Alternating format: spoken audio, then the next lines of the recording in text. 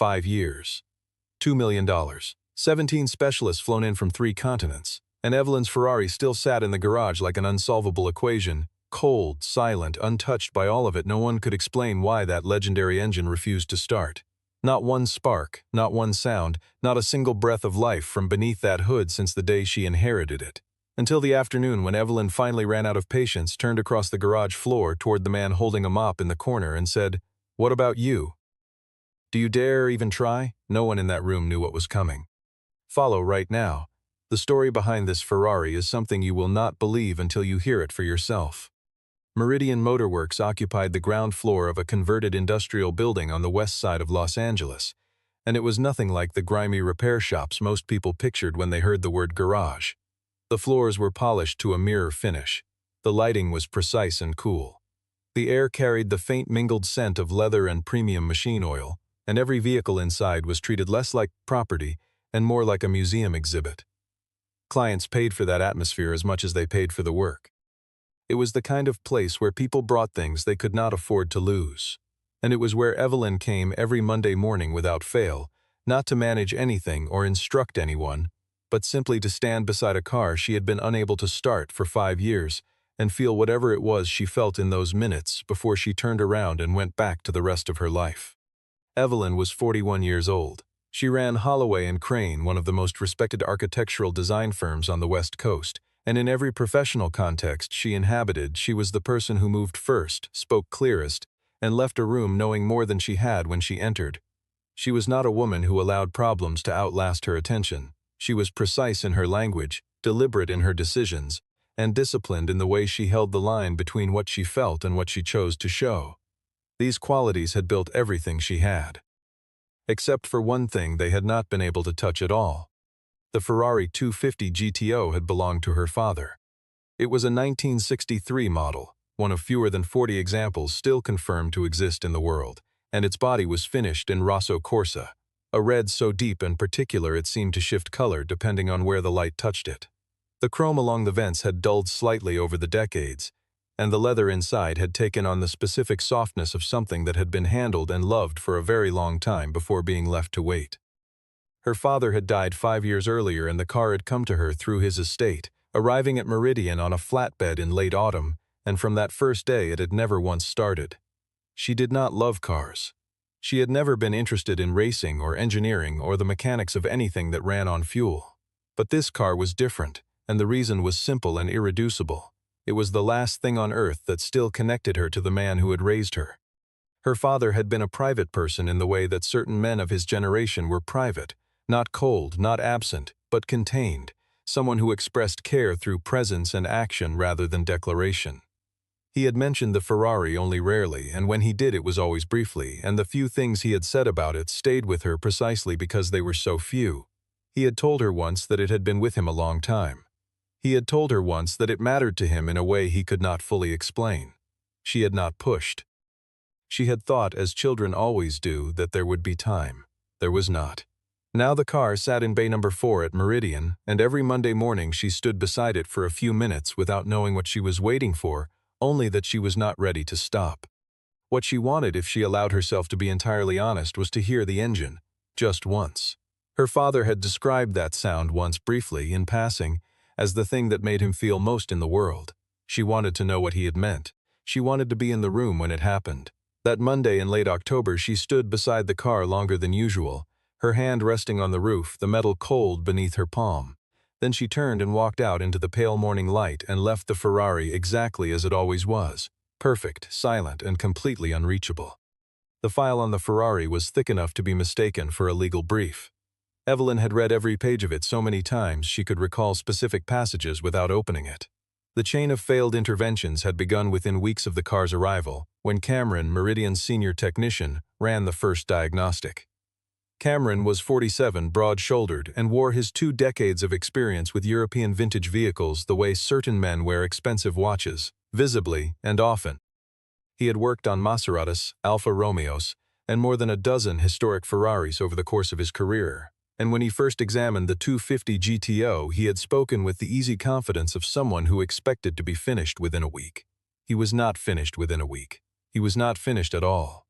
He ran 3 complete diagnostics over the following month and produced documentation that was meticulous, professionally formatted, and entirely without conclusion. He had theories.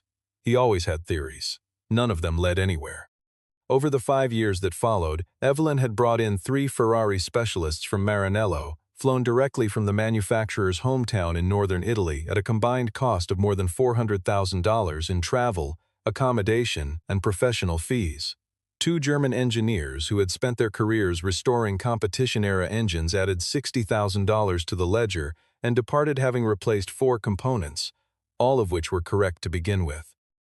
A British restoration team arrived with 7 technicians, worked for 6 weeks, replaced 15 parts, and left without making any meaningful progress. A retired American engineer who had once participated in the restoration of a 250 GT for a private museum in Geneva spent 4 days examining the car, asked for 2 more to think, and then politely declined to continue. Each expert produced documentation. Each document was thorough, technically precise, and ultimately inconclusive. The largest single expenditure had been Adrian. Evelyn had flown to Rome specifically to meet him, having been told by 2 separate sources in the restoration community that he was the only living technician to have successfully brought 3 separate examples of the 250 GTO back from non-operational states. Adrian was in his mid-50s, quiet-spoken, and genuinely distinguished in his field. He arrived at Meridian with 2 assistants and a collection of specialized instruments that required their own shipping cases. He spent 3 months on the car. At the end of 3 months, he submitted a 50-page technical report filled with observations, measurements, and cross-referenced analysis. His conclusion occupied less than a single paragraph and read, in effect, as an admission that he did not understand what he was dealing with. His fee came to $250,000. The total spent across 5 years landed just below $2 million. What made it genuinely maddening, more than the cost, more than the time, was that every single specialist had reached the same baffling conclusion.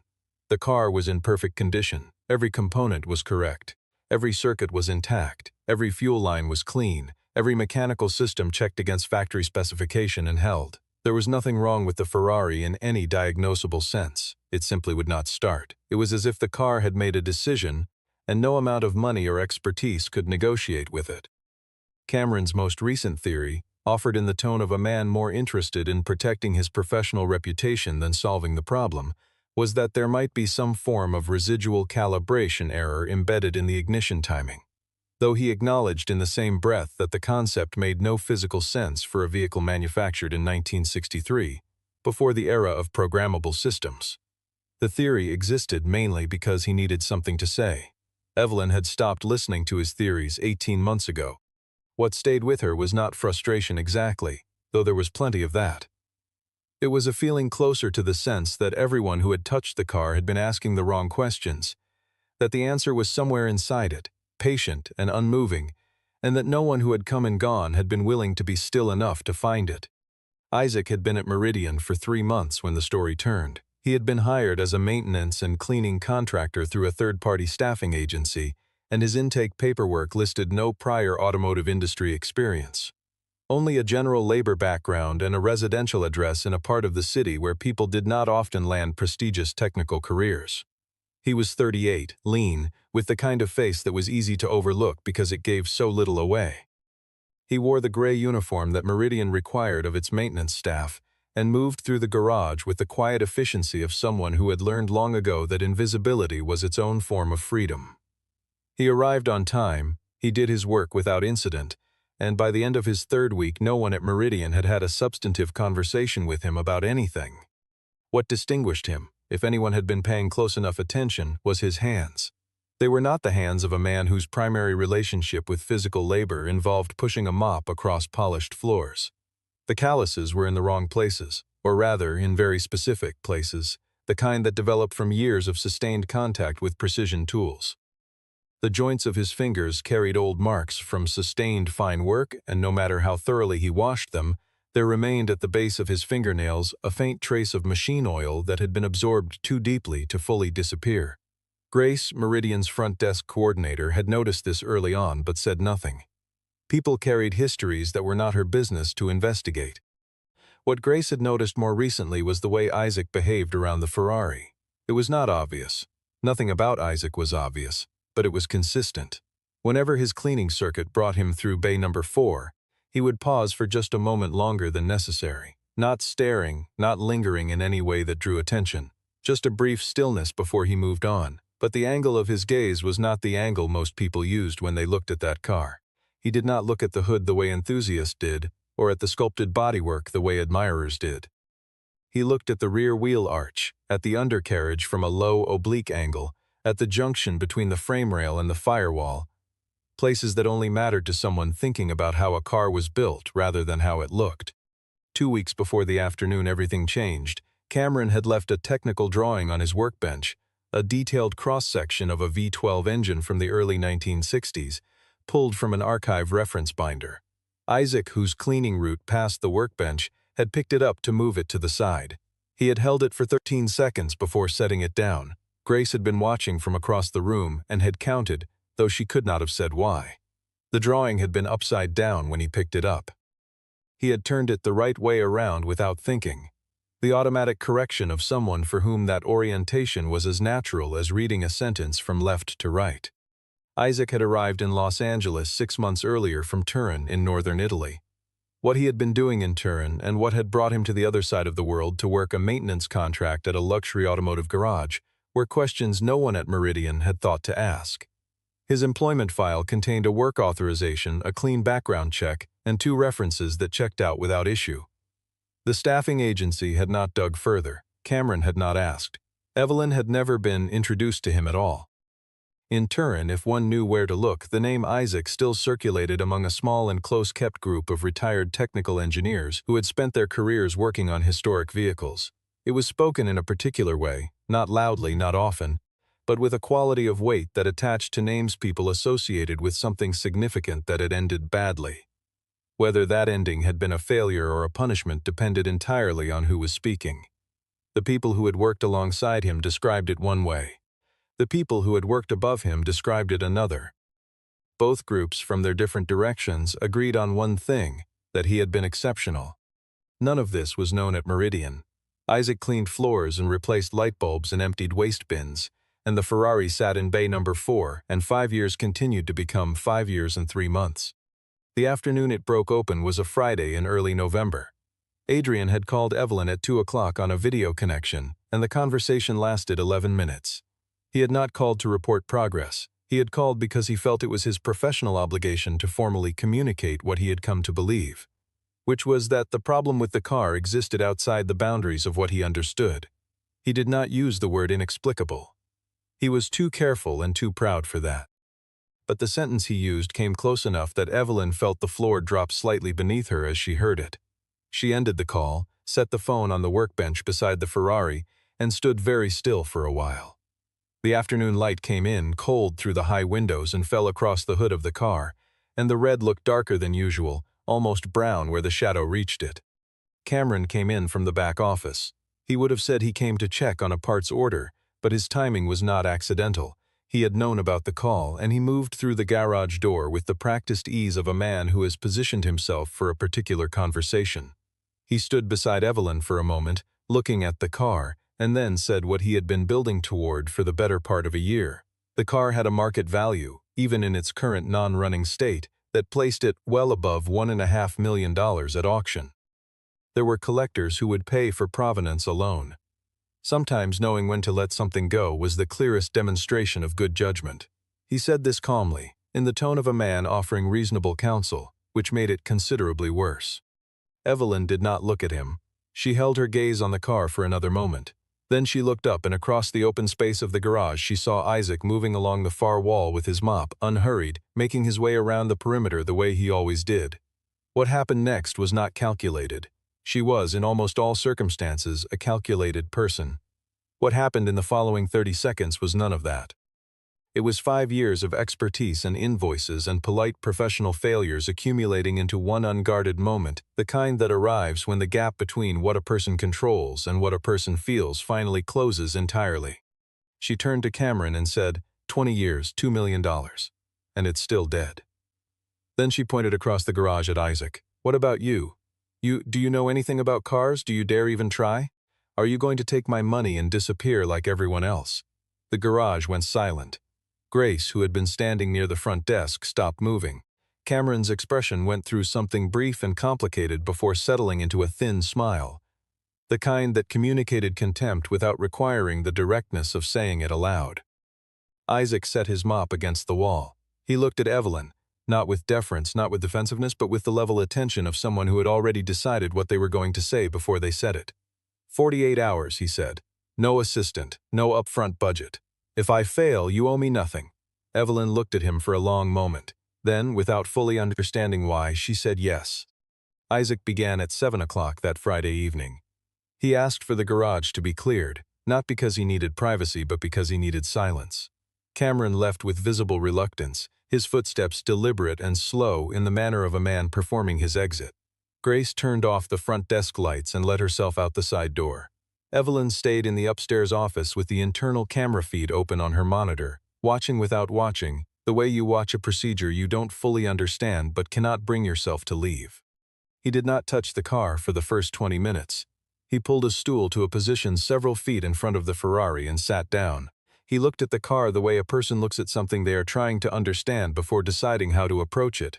Not analyzing exactly, more like waiting for it to show him where to begin. Then he stood, walked slowly around the vehicle twice, and stopped at the rear left corner. He crouched down, placed his ear near the body of the car without making contact, and tapped the exterior once with one knuckle. He listened. He moved 6 inches to the right and did it again. He moved to the passenger side and repeated the process at 4 separate points along the lower body. He was not performing for the camera. He had already forgotten the camera existed. What followed over the next several hours was unlike anything Cameron's team had done in 5 years. Isaac was not following a diagnostic protocol. He moved around and under the car with the focused, unhurried attention of someone reading a document in a language they know well but have not spoken in some time. Careful, deliberate, following evidence that only he seemed able to locate. He retrieved a small notebook from the front pocket of his uniform. Not a tablet, not a device of any kind, just a plain paper notebook battered at the edges, filled with existing notation that he now added to steadily as the hours passed. By the time Saturday morning arrived and Cameron walked in through the side entrance, earlier than necessary, arriving to observe, which is to say arriving to wait for a failure, Isaac had removed a small assembly from the right side of the gearbox housing and set it on a cloth on the workbench.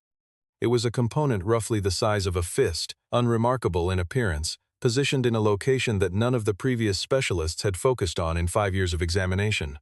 Cameron looked at it, then looked at Isaac. "That's the torque balance linkage," he said.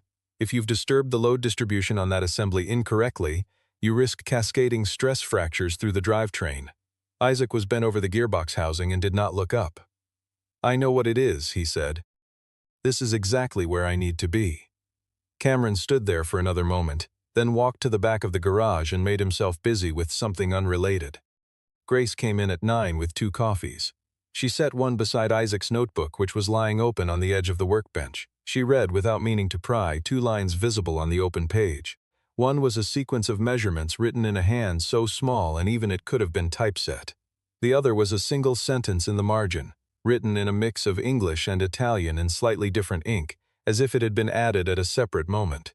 "The problem is not in the engine. The problem is that no one has asked what the car is trying to say." Grace set the coffee down. She did not mention what she had read to anyone, but she thought about it for the rest of the day. By Saturday afternoon, the quality of Isaac's movement had shifted. He had stopped exploring and started confirming. He sat for a long time in front of a specific section of the chassis near the firewall, entirely still, with the expression of someone who has worked their way through to the end of a problem and is spending a final quiet moment verifying what they already know is true. He asked to speak with Evelyn alone on Sunday morning.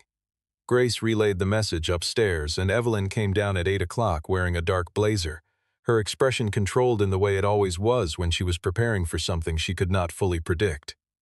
Cameron was at the garage entrance when she arrived.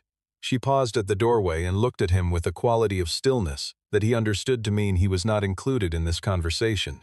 He stayed outside. Isaac had arranged 3 objects on the workbench beside the Ferrari.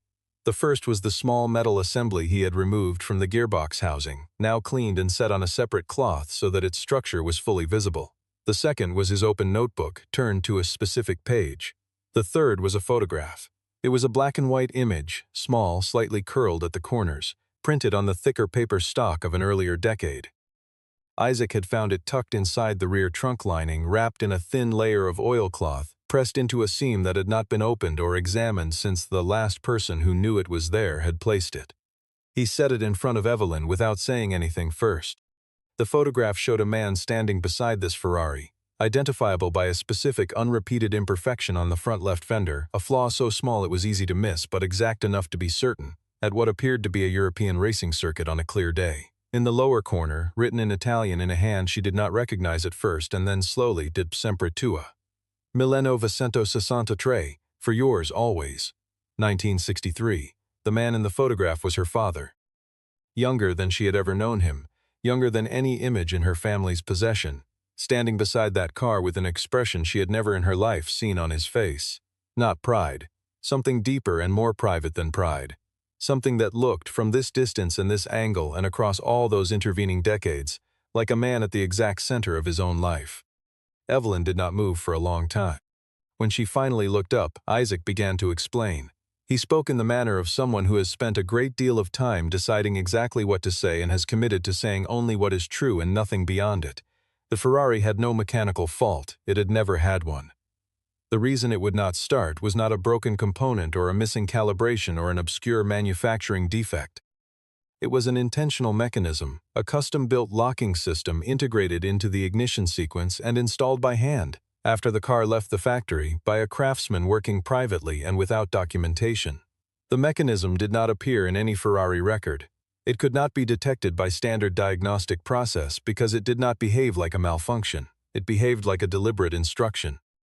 The car would only start if you knew the exact sequence of specific physical actions required to release it, a sequence with no written record, known only to the person who built it and whoever that person had chosen to tell. Isaac pointed to a section of the small metal assembly on the cloth. "This is the trigger point," he said. "Not a lock, not a standard switch, a sequence lock. Every specialist who worked on this car spent their time examining the engine, the ignition electronics, the fuel system. No one came here because nothing here looks broken. It isn't. It was built this way intentionally by someone who understood exactly what they were doing and wanted it to stay that way."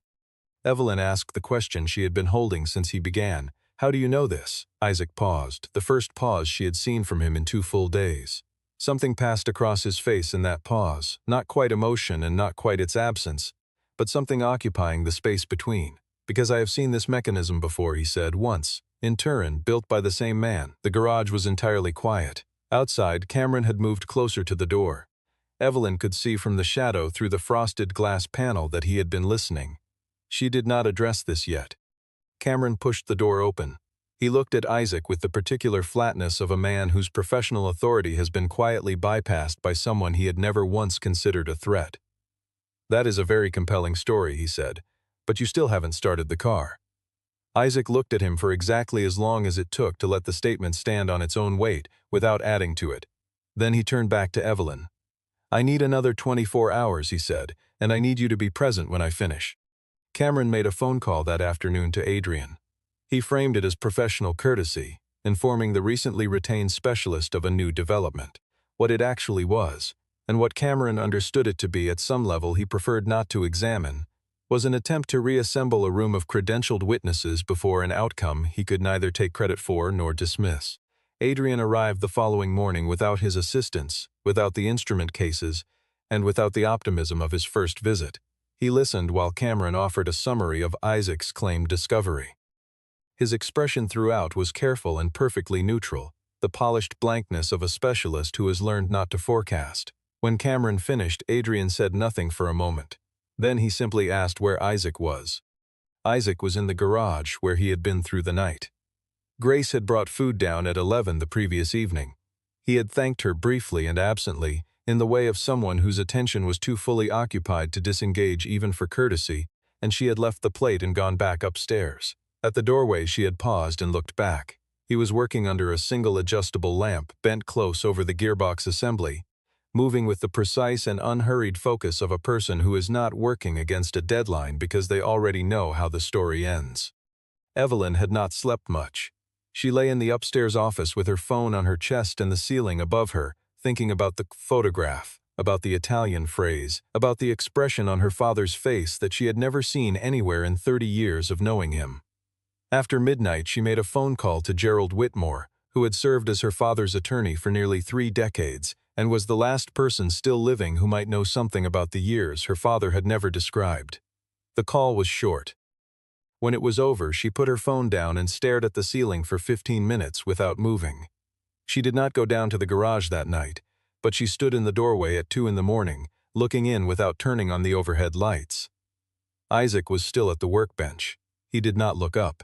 She left without saying anything, and later she would not be entirely certain whether he had known she was there. Isaac appeared in the doorway of Evelyn's office at 11 o'clock on Monday morning.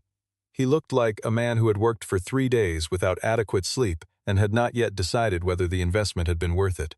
But his eyes were entirely clear. "Are you ready?" he said. She had been ready since 2 in the morning, though she would not have used those words. They came down to the garage together.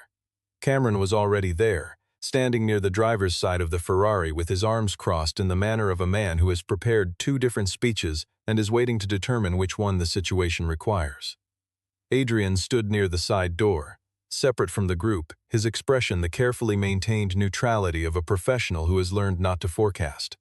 Grace stood near the workbench, holding nothing, watching everything. Isaac walked to the passenger side and opened the door.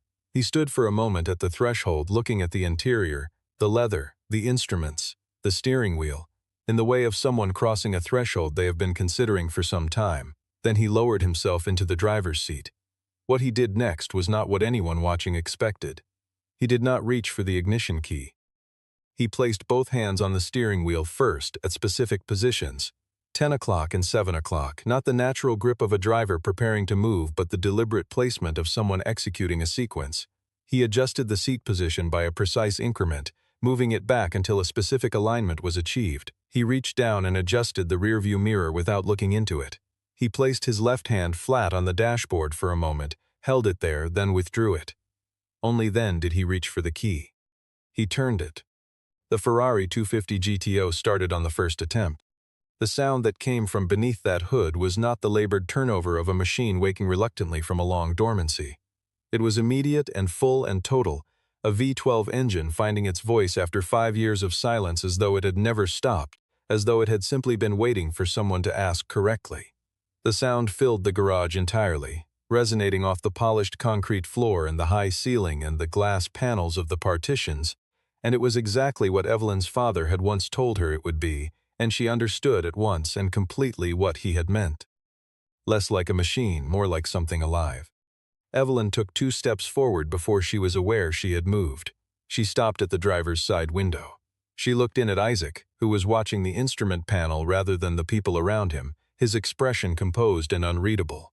Then she did something that no one in the garage had anticipated.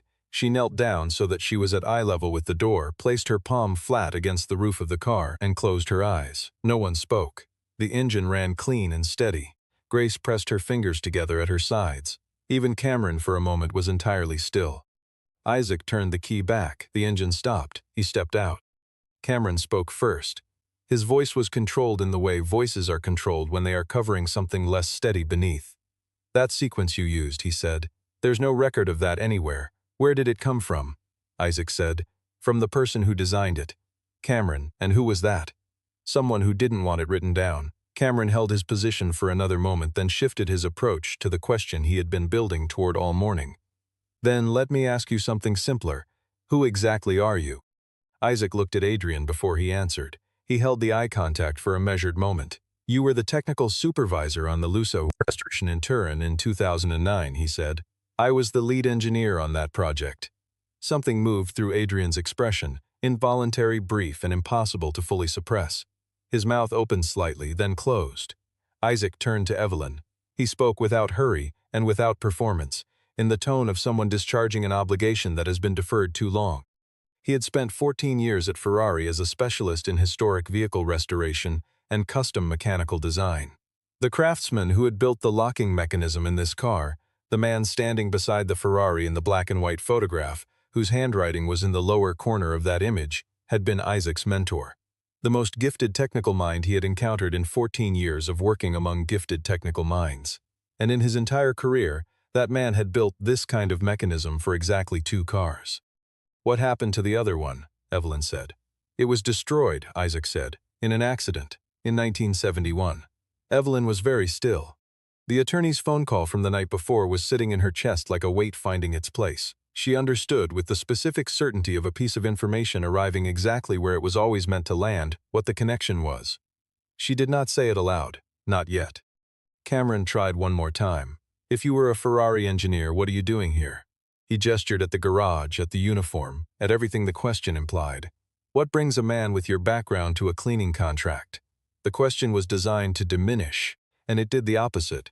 It hung in the air of the garage like a statement about the limits of the man asking it, the loudest thing in the room and the least useful. Isaac looked at him for exactly as long as necessary. Then he turned to Evelyn. "There's a question you haven't asked me yet," he said. "I think you already know the answer. I'll tell you when you're ready." They sat in the small office at the back of the garage, the 2 of them, with the sound of the late morning outside and the Ferrari visible through the interior window, still and red, and finally, for the first time in 5 years, quiet in a completely different way. Not the quiet of something that could not answer, the quiet of something that had been heard.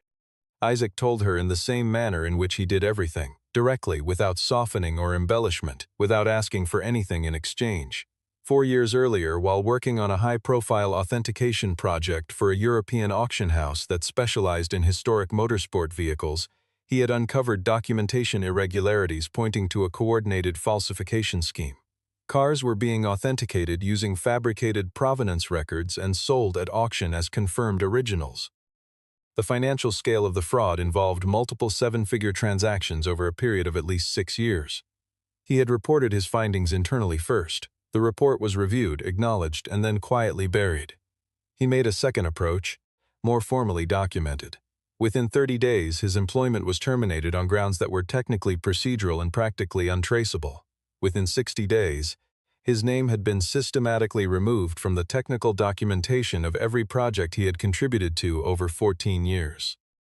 Papers he had written, restorations he had led, assessments he had certified, reassigned, redacted, or simply relabeled.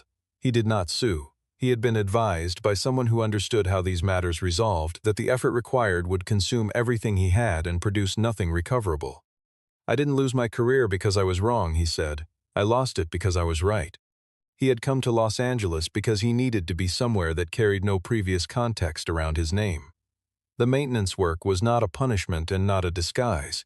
It was simply what was available and what required nothing he wasn't willing to give. He had not planned for the Ferrari.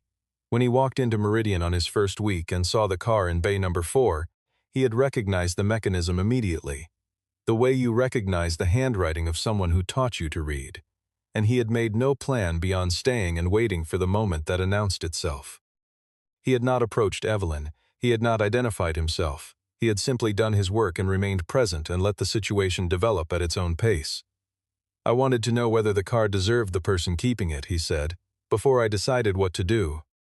Evelyn listened to all of it without interrupting. When he finished, she looked at her hands for a moment. The engine had run. Her father's photograph was in her jacket pocket. The Italian handwriting was still sitting in her memory like something she had been trying to translate for years and had only just now understood. She thought about the attorney's call from the night before, about the year 1963, about all the years between then and a Friday afternoon when she had pointed at a man holding a mop and said, without thinking, the truest thing she had said in 5 years. "Do you dare even try?" "You did something that $2 million couldn't do," she said quietly. Isaac's answer was immediate. "You don't owe me anything." Cameron submitted his resignation the same afternoon by email, in language that was carefully professional and said nothing true. He framed it as a mutual transition, designed to suggest a choice freely made rather than a position that had become untenable. Evelyn read the email once, forwarded it to the staffing firm, and did not write back. Adrian's departure was different in kind and considerably more honest. He found Isaac in the garage in the late afternoon while Isaac was returning tools to their positions and organizing the workbench with the unhurried attention of someone who has finished a thing properly. Adrian stopped a short distance away and stood in the specific silence of a man who has something to say but is uncertain he has earned the right. Then he spoke in Italian, quietly, without audience. He had seen Isaac's name on the Turin records, had been told at the time that Isaac had departed voluntarily, had not pushed further because pushing was not his habit, and had carried a low-grade discomfort about that non-decision for 4 years without fully locating its source until this morning. He extended his hand. Isaac shook it. Nothing more was exchanged. Adrian walked out through the front entrance and did not return. Grace asked Isaac what he intended to do next. She asked it with the care of someone who hopes a particular answer without encoding that hope in the question. Isaac said he was not yet certain. For the first time in that statement, there was no weight in it. Not the answer of a man without options, but of a man standing before more of them than he had faced in several years, in no particular hurry to choose. Evelyn gave instructions that the complete technical record of the locking mechanism, every notation Isaac had made, every measurement, every step of the sequence, be archived privately in the Ferrari's file, accessible only by her direct authorization. The mechanism itself was restored to its original position in the gearbox housing, functional and intact. The photograph was returned to its place in the trunk lining, wrapped again in oilcloth, pressed into the same seam. Some things were meant to stay exactly where they were. A week later, Evelyn drove the Ferrari for the first time. Not on a highway, not anywhere that required performance or display, only through the wide, empty lot of a waterfront warehouse complex that her firm was currently designing, a vast, open concrete space temporarily free of everything. She drove it slowly, both hands on the wheel, and the engine ran beneath her exactly as it had run in the garage, full and immediate and alive. She stopped near the far edge of the lot and turned the engine off. She sat in the car for several minutes without getting out. The windshield caught the afternoon light and held it. Whatever was happening in her face during those minutes belonged only to her. Isaac was standing near the warehouse wall when she pulled back in. He had not been summoned. He had arrived in the way he arrived at most things. Quietly, without announcement, at the moment that was simply right, he watched the car decelerate and come to a stop. When Evelyn stepped out and walked toward him across the concrete, he could see from her expression that whatever she had needed to do inside that car, she had done it. She stopped a few feet away. Neither of them spoke for a moment. "There's a position I need to fill," she said eventually. "Technical Director for the Special Assets Preservation Division. It isn't an automotive role specifically, it's broader than that. The work is about ensuring that things of genuine significance don't disappear because no one was patient enough to understand them." She paused. "That's either a job description or a different kind of statement. I'm not entirely certain which." Isaac looked at her with the level attention she had come to recognize, the quality of listening that was also a quality of genuinely considering. "Are you offering or asking?" he said. "Both," she said. The space between them held, not uncomfortably. The way silence holds between two people who have stopped performing indifference and have not yet decided what comes next, but are no longer in any hurry to force the question. Isaac looked back at the Ferrari parked in the afternoon light with the Rosso Corsa catching the last warmth of the day and returning it differently than it received it. The way certain things do when they have finally been allowed to be what they always were. Then he looked at Evelyn. And for the first time since the morning 3 months earlier when he had walked into Meridian Motorworks carrying a gray uniform and everything else he carried that no one had thought to ask about, Isaac smiled. Not a polite smile. Not a careful smile held at the correct distance. The smile of a man who has set something down after carrying it for a long time, and found in the setting down that his hands were still good.